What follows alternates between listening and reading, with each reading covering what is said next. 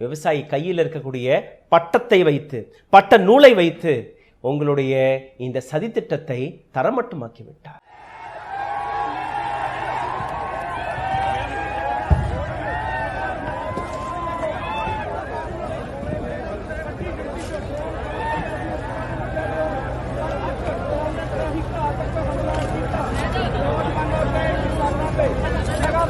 விவசாயிகளை கொஞ்சம் லைட்டாக எடுத்துக்கொண்டீர்கள் மோடி ஐயா. அவர்களை உங்களால் புரிந்து கொள்ள முடியாது. அவர்களுடைய அந்த தைரியத்தை உங்களால் புரிந்து கொள்ள முடியாது. இந்த வீடியோவை நீங்களே பாருங்கள்.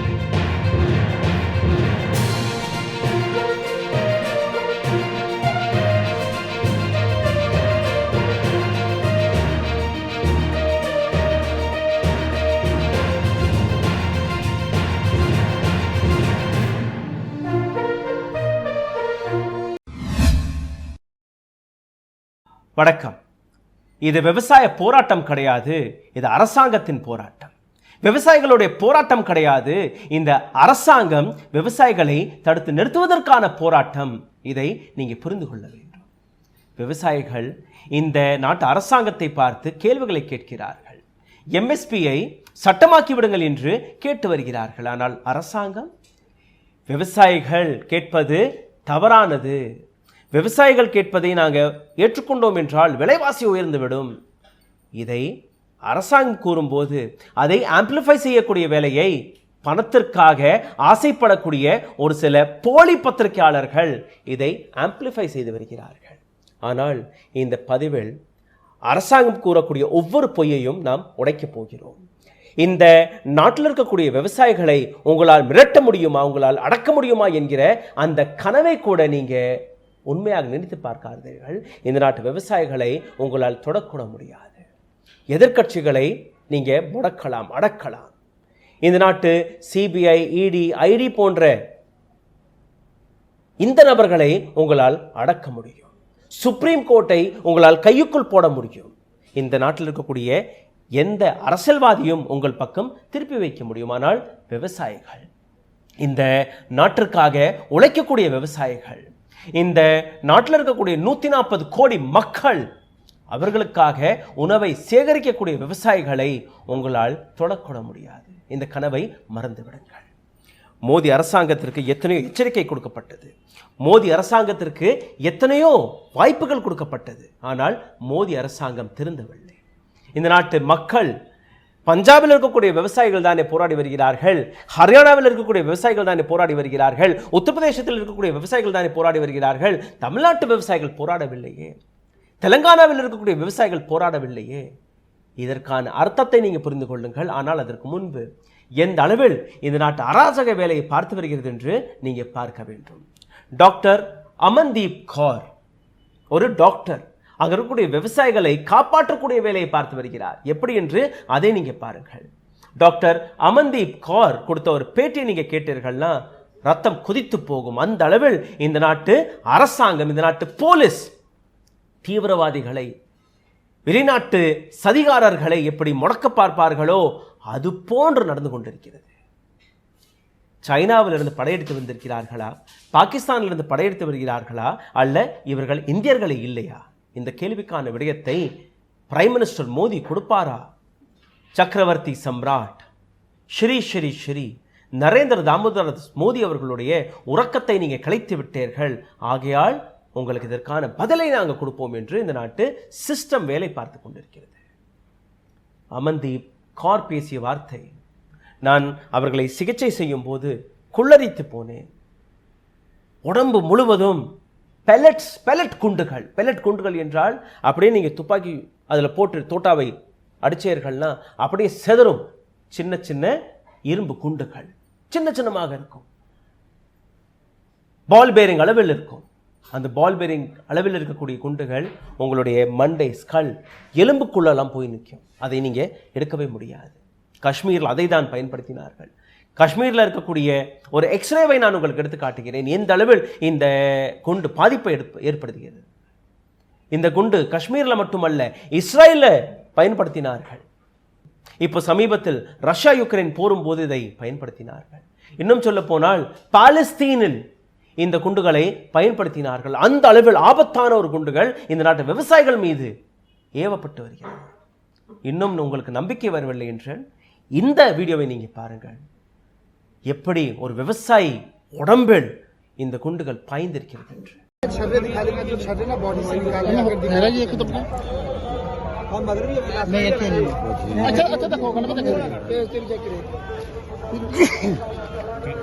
काम करिए, आप चेक कर लो क्लियर।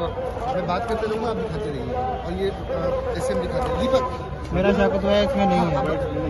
इन्हें कर दे, नहीं है, इन्हें कर दे वहाँ। ये एक छोड़ दिया गया। इनको जो लगा है इसका कोई बात नहीं। अभी ऐसे कर दे दो। नहीं बात कर पाएंगे।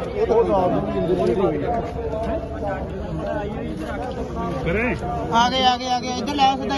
இது மட்டுமல்ல, நான் உங்களுக்கு இன்னொரு வீடியோவை எடுத்து காட்டுகிறேன். ட்ரோன் வழியாக எந்த அளவில் இந்த நாட்டு விவசாயிகள் மீது கண்ணீர் குண்டுகளை வீசி வருகிறீர்கள் என்று.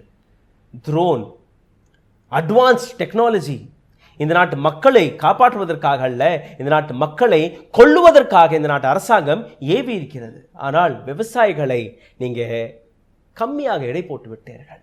விவசாயி கையில் இருக்கக்கூடிய பட்டத்தை வைத்து, பட்ட நூலை வைத்து உங்களுடைய இந்த சதித்திட்டத்தை தரமட்டமாக்கி விட்டார்.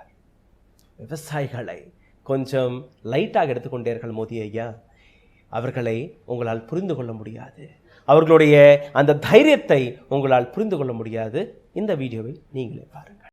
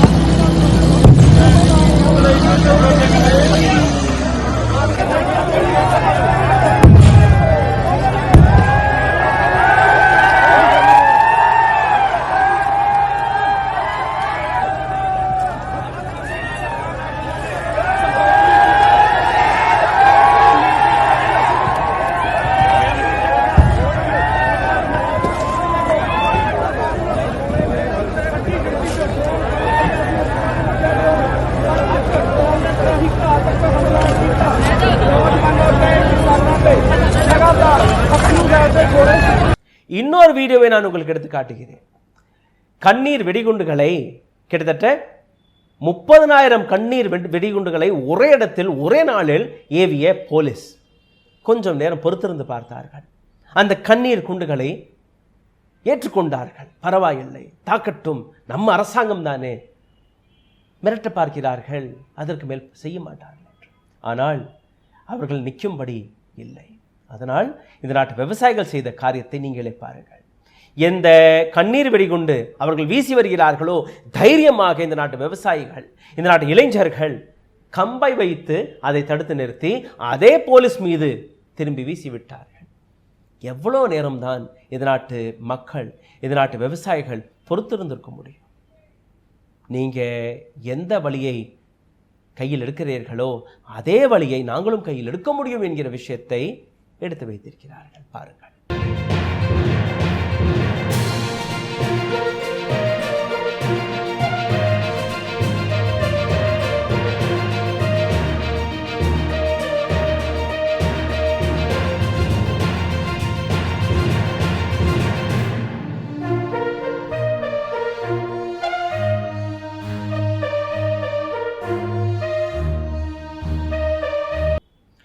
நான் உங்களுக்கு இன்னொரு மிக சீரியஸான வீடியோவை எடுத்து காட்டுகிறேன். கட்டர் அரசாங்கம், ஹரியானாவின் சீஃப் மினிஸ்டர் கட்டர், பிஜேபியின் சீஃப் மினிஸ்டர், தன்னுடைய கூலி ஆட்களை வைத்து விவசாயிகள் போன்று நடிக்கவிட்டு விவசாயிகளை போன்றே அங்கே கலவரத்தை தூண்டுவதற்காக கையில் கற்களை கொடுத்து போலீஸ் மீது தாக்குதலை நடத்தியிருக்கிறது இதே பிஜேபி அரசு. அதில் இருக்கக்கூடிய குண்டர்கள் அப்படியே பழியை விவசாயிகள் மீது போட்டுவிடலாம். ஒரு அமைதி போராட்டத்திற்காக தான் இந்த நாட்டு விவசாயிகள் தன்னுடைய கோரிக்கைகள் எடுத்துக்கொண்டு டெல்லியை நோக்கி நடந்து வந்தார்கள், ட்ரக்கில் வந்தார்கள். ஆனால் இந்த நாட்டு அரசாங்கம் அதை ஏற்றுக்கொள்ளவில்லை.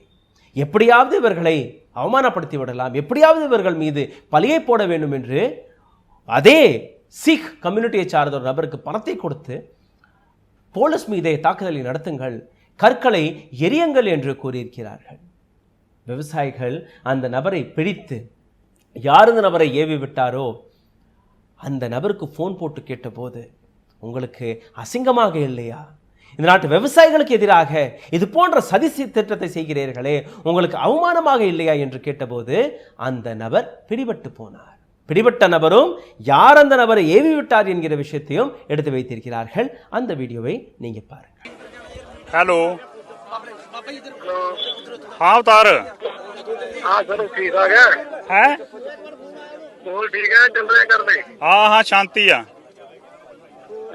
मैं तो उधर ही आना था यार तो देखता हूँ जिंट में जाके ना फिर कैंप में सीआरपी में अच्छा उनकी गाड़ी में आऊंगा तुम करो घर बैठे ड्यूटी ਤੁਹਾਨੂੰ ਕੀ ਲੋੜ ਆ नहीं घर में चौकी जी ਅਵਤਾਰ ਸਿੰਘ ਜੀ ਬਹੁਤ ਵਧੀਆ ਮਾਹੌਲ ਹੈ ਜਿਹੜਾ ਤੁਸੀਂ ਟੀਚਰ ਚ ਹਰਿਆਣਾ ਪੁਲਿਸ ਨੇ ਬਹੁਤ ਵਧੀਆ ਚੱਲ ਰਿਹਾ ਹੈ.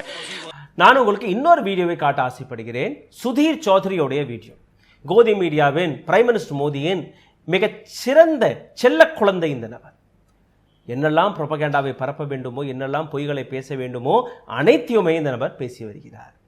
விவசாய போராட்டம் தவறான போராட்டம், விவசாயிகள் கேட்கக்கூடிய இந்த தொகை எம்எஸ்பி தொகை, இதை நீங்க ஏற்றுக்கொண்டீர்கள்னா, இந்த நாட்டு அரசாங்கம் ஏற்றுக்கொண்டது என்றால் 30% 35% வரை விலைவாசி உயர்ந்துவிடும். அராஜகமான போராட்டம் இது, காலிஸ்தானியர்கள் இந்த போராட்டத்தை நடத்தி வருகிறார்கள் என்று ஒரு பொய்யான புரோபகேண்டாவை பரப்பக்கூடிய சுதீர் சௌத்ரியோடைய இந்த வீடியோவை நீங்க கேட்க வேண்டும். எப்படி ஒரு கோதி மீடியா இந்த நாட்டில் இருக்கக்கூடிய விவசாயிகளை, இந்த நாட்டில் இருக்கக்கூடிய மக்களை ஏமாற்றக்கூடிய வேலையை பார்த்திருக்கிறது என்று சுதீர் சௌத்ரியோடைய இந்த வீடியோவை கொஞ்சமாக பாருங்கள். இதற்கு பின் இந்த நபர் என்ன பேசியிருக்கிறார் அதையும் நான் உங்களுக்கு எடுத்து காட்டப் போகிறேன். சுதீர் சௌத்ரியோடைய இந்த வீடியோ பாருங்கள். இந்த நபரை நீங்க கேட்டீர்கள், உங்களுக்கு புரிய வரும். 22 விளைந்த பொருட்களை எம்எஸ்பி விலையில் இன்னைக்கு இந்த நாட்டு அரசாங்கம் வாங்கி கொண்டிருக்கிறது. ஆனால் இப்ப இருக்கக்கூடிய எம்எஸ்பி விலையை விட அப்படி அரசாங்கம் இவர்கள் கேட்கக்கூடிய எம்எஸ்பியை ஏற்றுக்கொண்டதென்றால் விலைவாசி 25% 30-35% வரை உயர்ந்து போகும். அடுத்தபடியாக விலைவாசி உயர்ந்து விட்டதென்றால் விளைந்த பொருட்களுக்கான விலையும் சரிய தொடங்கிவிடும், யாருமே வாங்க மாட்டார்கள். இது நேரடியாக உங்களுடைய தட்டில் வரக்கூடிய அந்த உணவுப் பொருட்களுடன் கனெக்ட் செய்து பாருங்கள். இப்போவே விலைவாசி அதிகரித்திருக்கிறது என்று நீங்கள் கூறியிருக்கிறீர்கள், நாளைக்கு இந்த எம்எஸ்பி வந்துவிட்டால் இன்னும் அதிகமாக விலைவாசி உயர்ந்து போகும் என்று. ஆனால் இந்த நபருக்கு புரியாத இன்னொரு விஷயத்தை நான் உங்களுக்கு எடுத்து காட்டுகிறேன். உண்மை என்ன? இன்னைக்கு கோதுமை எடுத்துக்கொள்ளுங்கள். இன்னைக்கு தேதியில் கோதுமை, ஒரு குவிண்டல் கோதுமையோட விலை 2125 ரூபாய். இது A2+ FL என்கிற ஃபார்முலாவில் எடுத்து வைக்கப்படுகிறது. அதாவது ஆதி காலத்தின் ஃபார்முலா. 20 வருடத்திற்கு முன்பு எந்த ஃபார்முலாவை நீங்கள் எடுத்து வைத்தீர்களோ அந்த ஃபார்முலா தான். சுவாமிநாதன் கமிட்டியோட ஃபார்முலா கிடையாது. இப்போ இருக்கக்கூடிய, அதாவது சுவாமிநாதன் கமிட்டி எந்த ஃபார்முலாவை எடுத்து வைத்தாரோ, which is C2+ 50%, அதாவது உங்களுடைய அந்த விளைச்சலுக்கான எவ்வளோ ரூபாய் நீங்கள் செலவு செய்தீர்களோ அந்த செலவு கணக்கில் இருந்து 50% அதிகமாக நீங்கள் கொடுத்தீர்கள்னா இன்னைக்கு தேதியில் 3200 ரூபாய், 2125 ரூபாயிலிருந்து உயர்ந்து 3200 ரூபாய் பர் குவிண்டல் கோதுமை ஒரு மூட்டை ஆகிவிடும். இது மட்டுமல்ல, நெல்லை நீங்கள் பார்த்தீர்கள்னா ஒரு மூட்டை நெல் 2014ஆம் ஆண்டு 1360 ரூபாயாக இருந்தது. இன்னைக்கு அதே நெல்லுடைய விலை நீங்கள் பார்த்தீர்கள்னா 183 ரூபாய். ஆனால் கடையில் போய் கேட்டு பாருங்கள், உங்களுக்கு புரிய வரும். வெறும் 1300 1400 ரூபாய்க்கு தான் இன்னைக்கு விவசாயிகளால் தன்னுடைய நெல்லு மூட்டையை விற்க முடிகிறது. யாருக்கான லாபம் இது? கார்ப்பரேட்கள் அடிமட்டத்தில் இருக்கும்போது விவசாயிகளை ஏமாற்றி எந்த எம்எஸ்பி இந்த நாட்டு அரசாங்கம் நிர்ணயம் செய்து வைத்திருக்கிறதோ அதிலிருந்து அந்த பொருட்களை வாங்காமல் குறைந்த விலைக்கு, அடிமாட்டு விலைக்கு அந்த பொருட்களை வாங்கி ஸ்டாக் செய்து வைத்திருக்கிறார்கள். ஒரு முறை விவசாயம் முடிந்ததற்கு பின் ஒரு 3 மாதம் 4 மாதத்திற்கு பின்பு அதே வாங்கிய பொருளை 2, 3, 4 மடங்கு அதிகமான விலைக்கு உங்களிடம் விற்று வருகிறார்கள். இப்ப சொல்லி சிந்தித்து பாருங்கள், விலைவாசியை யார் நிர்ணயம் செய்கிறது? விலைவாசி உயர்வுக்கான காரணம் விவசாயிகளா அல்ல இது போன்ற கார்ப்பரேட் திருடர்களா என்று. கார்ப்பரேட் திருடர்களுக்காக இந்த நாட்டு அரசாங்கம் வேலை பார்த்து வருகிறது. ஆனால் இந்த நாட்டு மக்களுக்காக யாருமே வேலை பார்க்கவில்லை. 2023-24 ஆண்டு எந்த விஷயத்தை, எந்த விலைவாசியை நீங்க பார்த்து வந்தீர்களோ அதற்கான முழு விவரம் என்னுடைய கையில் இருக்கிறது. 22 பொருட்கள், நெல், சோளம், கம்பு, ராகி, துவரம்பருப்பு, பாசிப்பருப்பு, உளுந்தம்பருப்பு, பஞ்சு, கடலை, வேர்க்கடலை, சூரியகாந்தி, சோயாபீன், எள்ளு, கோதுமை, பார்லி, கொள்ளு, மைசூர் கி தால், இந்த 22 பொருட்கள். இந்த 22 பொருட்களை அரசாங்கம் தான் வாங்க வேண்டும் என்று விவசாயிகள் போராடவில்லை. நீங்க எம்எஸ்பியை சட்டமாக்கி விடுங்கள். நீங்க வாங்குவது ஏதோ கொஞ்சமாக தான் நீங்க வாங்கி வருகிறீர்கள். ஆனால் இதை தாண்டி நீங்க வாங்க முடியாத நெல்லை, நீங்க வாங்க முடியாத கோதுமையை, நீங்க வாங்க முடியாத பருப்புகளை பிரைவேட் கம்பெனி அவர்கள் வாங்கும் போது இதே எம்எஸ்பி விலைக்கு வாங்க வேண்டும். அரசாங்கத்தை வாங்க கூறவில்லை. உங்களுடைய அடானி அம்பானி போன்ற நபர்கள் வாங்கும் போது எம்எஸ்பி விலைக்கு வாங்க சொல்லுங்கள் என்று கூறி வருகிறார்கள். இதற்கான இன்னொரு உதாரணத்தை நான் உங்களுக்கு எடுத்து காட்டுகிறேன். இந்தியாவில் இருக்கக்கூடிய 5 டாப் ரேங்கிங்கில் இருக்கக்கூடிய மாநிலங்கள் எம்எஸ்பி விலையில் இந்த நாட்டு அரசாங்கம் அவர்களிடம் பொருட்களை வாங்கி வருகிறது. பஞ்சாப் முதலாம் இடத்தில் இருக்கிறது. 39,537 கோடி ரூபாய்க்கு அவ்வளவுதான் இந்த நாட்டு அரசாங்கம் அவர்களிடமிருந்து ப்ரெக்யூர் செய்திருக்கிறது எம்எஸ்பி விலையில். அடுத்தபடியாக நீங்க பார்த்தீர்கள்னா ஹரியானா 1/3 மைனஸ் செய்து விடுங்கள், வெறும் 12,937 கோடி ரூபாய்க்கு அவர்களிடம் வாங்கியிருக்கிறார்கள். சத்தீஸ்கர் அடிமட்டத்திற்கு போய்விட்டது. பஞ்சாப் 39,537 கோடி ரூபாய்னா சத்தீஸ்கர் 3வது இடத்தில் இருக்கிறது. 1995 கோடி ரூபாய்க்கு மட்டுமே அங்கிருந்து நீங்க ப்ரெக்யூர் செய்திருக்கிறீர்கள். அடுத்தபடியாக தெலங்கானா 1778 கோடி ரூபாய் மட்டுமே. 5வது மாநிலம் தமிழ்நாடு 1190 கோடி ரூபாய் மட்டுமே. கடைசியில் இருக்கக்கூடிய மாநிலம் எதுவென்று தெரியுமா? மகாராஷ்டிரா. வெறும் 6,40,00,000 ரூபாய்க்கு இந்த நாட்டு அரசாங்கம் விவசாயிகளிடமிருந்து பொருட்களை வாங்கியிருக்கிறது. எம்எஸ்பி விலையில் அரசாங்கம் வாங்க தொடங்கிவிட்டால் 11 லட்சம் கோடி ரூபாய் இந்த நாட்டு அரசாங்கம் மீது அதிக சுமை வந்துவிடும் என்று சுதீர் சௌத்ரி போன்ற நபர்கள் பேசி வருகிறார்கள். ஆனால் சுதீர் சௌத்ரி எதற்காக அடானியோடைய டாக்ஸ் ரிபேட்ஸ்களை கொடுத்தீர்கள்? எதற்காக அம்பானியோடைய கடனை சைஃபன் ஆஃப் செய்தீர்கள்? எதற்காக குஜராத் லாபியை பற்றி நீங்க பேசுவதல்ல. இது போன்ற விஷயங்களை நீங்க என்னைக்காவது கேட்டு பார்த்திருக்கிறீர்களா? விவசாயிகள் தீவிரவாதி என்றால் நீங்க யார்? நீங்க எந்த விதத்தில் இந்த நாட்டிற்காக போராடி வருகிறீர்கள்? எந்த விதத்தில் இந்த நாட்டிற்கான கேள்விகளை கேட்டு வருகிறீர்கள் என்று சிந்தித்து பாருங்கள். விவசாயிகளை அடக்கிவிட்டோம் என்றால் இந்த நாட்டை வெல்ல முடியும் என்று எந்த கற்பனைகள் இந்த நாட்டு அரசாங்கம் இருக்கிறதோ கொஞ்சமாக விழித்துக் கொள்ளுங்கள். இந்த நாட்டில் 60% விவசாயி என்கிற ஜாதி இருக்கிறது, விவசாயி என்கிற மதம் இருக்கிறது, விவசாயி என்கிற ஒற்றுமை இருக்கிறது. அப்படி இந்த 60% விவசாயிகள் தன்னுடைய விவசாயி என்கிற அடையாளத்தை வைத்து ஓட்டு போட தொடங்கிவிட்டோம் என்றால் இந்த நாட்டில் எந்த அரசியல் கட்சியும் நிலைக்க முடியாது. உங்களால் மூச்சு கூட விட முடியாது. இன்னைக்கு இந்த பதிவை பார்க்கக்கூடிய அனைத்து நபர்களிடம் என்னுடைய ஒரு சின்ன கோரிக்கை, இந்த பதிவை தயவு செய்து பகிருங்கள். நீங்க விவசாய போராட்டத்தில் கலந்து கொள்ளவில்லை, விவசாயிகளை பற்றி துளிக்கூட கவலைப்படவில்லை, பரவாயில்லை. ஆனால் இந்த நாட்டு விவசாயி, பஞ்சாப் விவசாயி தமிழ்நாட்டு விவசாயிக்காக போராடி வருகிறார். இன்னைக்கு தமிழ்நாட்டில் இருக்கக்கூடிய விவசாயி உத்தரப்பிரதேசத்தில் இருக்கக்கூடிய விவசாயிக்காக போராடி வருகிறார்கள். வெஸ்ட் பெங்காலில் இருக்கக்கூடிய விவசாயி பீகாரில் இருக்கக்கூடிய விவசாயிக்காக போராடி வருகிறார்கள். இந்த நாட்டில் இருக்கக்கூடிய விவசாயிகள் ஒருத்தருக்கு ஒருத்தர் ஒற்றுமையாக போராடி வருகிறார்கள். ஆனால் நீங்களும் நானும் வேடிக்கையை மட்டும் தான் பார்த்து கொண்டிருக்கிறோம். கீழே கமெண்டில் மோடிஜிக்கு ஜெய், ஜெய் ஸ்ரீராம் என்று எழுதக்கூடிய ஒவ்வொரு நபரும் தன்னுடைய தட்டில் வரக்கூடிய உணவை ஒருமுறை உத்துப்பாருங்கள். விவசாயியுடைய வேர்வை, அவருடைய இரத்தத்தை உங்களால், அந்த மனத்தை உங்களால் உணர முடியும். அப்படி உங்களால் உணர முடியவில்லை என்றால் நீங்க இந்த நாட்டில் வாழ தகுதியற்றவர்கள் என்று நினைத்துக் கொள்ளுங்கள். இந்த வீடியோவை பகிருங்கள், ஷேர் செய்யுங்கள், உங்களுடைய கருத்துக்களை கீழே கமெண்ட் பாக்ஸில் எழுதிவிடுங்கள். எங்கள் போன்ற ஊடகங்களை சப்போர்ட் செய்ய நினைக்கக்கூடிய நபர்கள் தயவு செய்து கீழே எழுதியிருக்கக்கூடிய UPI ஐடியில் உங்களுடைய பங்கை அனுப்பலாம். நன்றி, வணக்கம். ஊடகம் கார்ப்பரேட் அரசியல்வாதிகளின் கைப்பாவையாக, அடிமைகளாக இருந்தது போதும். இனி சாட்டை எடுத்து சுழற்றும் நேரம் வந்துவிட்டது. ஊடகம் பொதுமக்களாகிய உங்களுக்காக, உங்களாலேயே இயக்கப்பட வேண்டும். ஊடக சுதந்திரத்திற்காக உங்களின் பங்களிப்பை இன்றே அளித்திடுங்கள்.